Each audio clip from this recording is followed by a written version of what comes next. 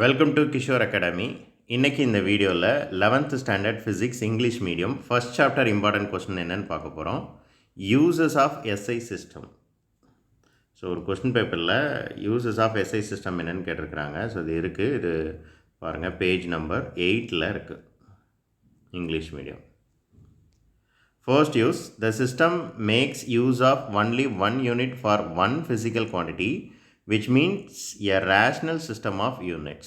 அதாவது ஒரு ஃபிசிக்கல் குவான்டிட்டிக்கு ஒரு யூனிட் தான் இருக்கணும், அது ஸ்டாண்டர்டான யூனிட்டாக இருக்கணும், அது எல்லாராலையும் ஏற்றுக்கொள்ளப்படக்கூடிய ஒரு யூனிட்டாக இருக்கணும் அப்படிங்கிறத கொடுத்தது எஸ்ஐ யூனிட் சிஸ்டம் தான்.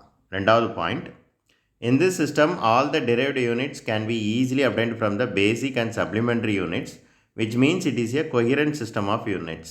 அதாவது எல்லா டெரைவ்டு யூனிட்ஸும் பேசிக் அல்லது சப்ளிமெண்ட்ரி யூனிட்ஸில் இருந்து தான் டெரைவ் பண்ணி எடுத்திருக்கோம். அப்போது இது கொஹிரண்ட் சிஸ்டம் ஆகிடுது. கொஹிரண்ட் சிஸ்டம்னா ஒரு யூனிட்டுக்கும் இன்னொரு யூனிட்டுக்கும் அல்லது ஒரு குவான்டிட்டிக்கும் இன்னொரு குவான்டிட்டிக்கும் என்ன ரிலேஷன் இருக்குது அப்படிங்கிறத தெளிவாக எக்ஸ்பிளைன் பண்ணிடுது.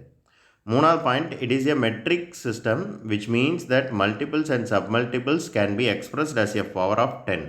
எல்லா வேல்யூவையும் அஸ் எ பவர் ஆஃப் 10ல் என்ன செய்வாங்க சொல்லுவாங்க. அதனால் யாருக்கும் கன்ஃபியூஷன் இல்லாமல் அழகாக புரிஞ்சிருது. That's all. தேங்க்யூ.